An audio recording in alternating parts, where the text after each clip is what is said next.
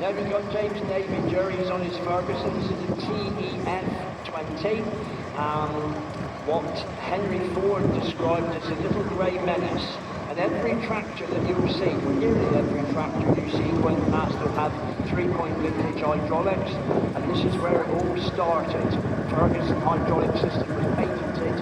And it's nice to see on the back he's got genuine Ferguson link locks, which the farmers would use for taking churns out to the end of the lane. And an unknown fact is they also can be bought with wheels and a handle to turn them into a wheelbarrow. Sure.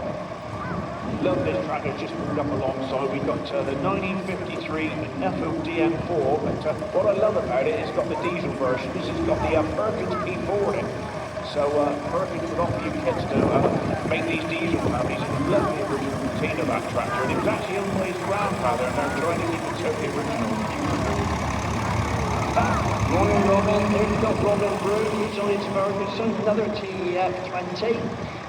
Robin's a very supporter of our show, he's a supporter of our club, he comes to our road runs.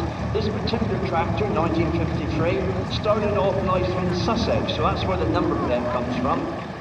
And then it went to Cornwall and he brought it back here to the home in Devon. Lovely little TF Ferguson coming past me now, the TVO version of my Martin King in 1951. These little tractors were made from 1946 right up until 1956. And during that 10-year manufacturing run, 500,000 to half a million of these little tractors were produced. So, you know, it's amazing why so it is. You can see why so many survive, you know, with such great numbers. Followed on, we've got another Nuffield. This is the M3. Was commonly known as the Nuffield Universal back in the day. A 1949 tractor, this one. The interesting part, you'll see that he's got a single wheel in the front. Very often, these were used for road crop work. They'll virtually turn on sixpence. So they would have been used in like tents and places on market gardens and such things as that. And I'm 99% sure that conversion was done by veterans. Yeah. Beautiful tractor. Let's hope David's listening and doing a little pirouette and show us the turning circle of that tractor. David? Any chance you can show us the turning circle of your tractor? That'd be lovely. He's going to the demonstration. Yeah. So if you would come to the end of your row of clock, it'll show you how tight you can turn back on itself. Absolutely amazing.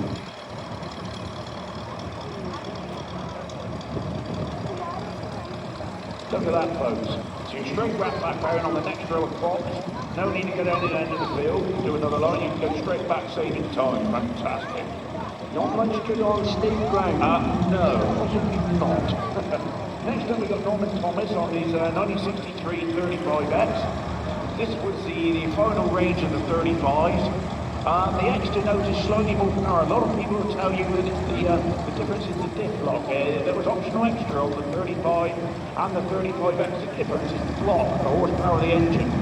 The dynamo is bolted onto the block with a separate bracket, whereas the dynamo on a 35 goes through the timing case. That's how you can tell the difference. But a lovely little 35X, beautiful tractor. Following on from that, we got young Ashley Ablett, who's driving his Massey Ferguson 65, Mark 1. We mentioned how the Nuffield was the competitor to the Fortune Major, but also the Massey 65 very much was brought out to compete with the Fortune Major. They competed on equal terms, and it's very much open to conjecture which was the better tractor. Let me tell you a little bit. I know there's a Mark 1 as well there, next to it, Mark 1. That's a very local tractor. This Universal 445 in Martin Summers was both from Honiton, so very, very local dealer just down the road from us here today. Purchased for the sum in 1972 of £1,100. So there we are, what a fantastic tractor. We were looking at Massey's up at yesterday's farm, they put 2 new ones in, and the new tractor was £300,000. Now times have changed there. You can really buy a village for that sort of thing. It's £300,000, 420 horsepower, incredible, yeah. Now we've got Ben Grabham, this is a John Deere.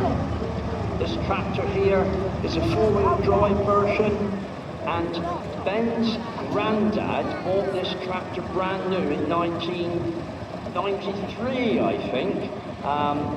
And it's stayed in the same family ever since. You'll see he's got the brackets there for a four-loader, so he'd be a very handy, compact little four-end loader tractor for yard work on a stock farm. Now we've got the most stunning original Fords of Major coming past me, complete with the original optional extras of front weights. The Fords of Diesel Major came out in 1952. The beauty of this tractor was it was marketed with the Ford 4D cost cutter engine. Now what that implied was it was very, very cheap to run, but also the bonus with the wet liner engines, this tractor could be rebuilt on the farm. So basically the engineers could go out, remove the cylinder head, drop the sump in place, drop new pistons and liners in, and turn this engine around on the farm, back out to work the next day. But this is a beautiful original example with the winch on it. Don't ever paint these beautiful oily rag job. We love that tractor. Then we got Richard Collier, he's driving his 35X. We were talking about the 35X being the sort of the top of the range just before they went over to the Massey Ferguson 135. This one's actually fitted with the multi-power as well, so that was the GT tractor to have in the day. The little bit more horsepower, wasn't it, than the 35, but the multi-power just gave you, as long as you remember what you were doing on steep ground, it gave you a useful gearbox. Next up, we've got the first of our field marshals. We've got the 1948 Series 2, owned by Neil Sampson. God, oh, that was my speaker squealing then. There's the brakes on the Marshall. They're quite in there then, but these actual particular tractors were produced up there in Gainsborough. Single-cylinder, two-stroke diesels. So as you can see, the flywheels are running there, horizontally opposed, single-cylinder, two-stroke diesel. Fantastic. Oh, what a lovely Fortune. We love it.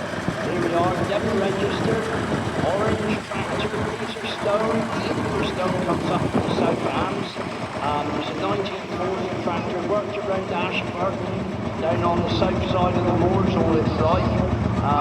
Peter bought it in 1990. You'll see this tractor a lot because Peter competes very successfully, I might say, in ploughing matches. And so you'll see this tractor out. Right, smell the breath of that TV coming in under the window here. It smells lovely. It just smells so good. I love it. Doesn't ever smell that. Smell of that.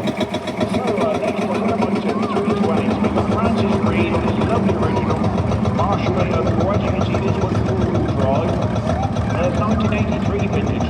So if you look at this tractor, you think it's not particularly old. It's knocking 42 years old now. And this was a final run from Nutfield right through the Marshall.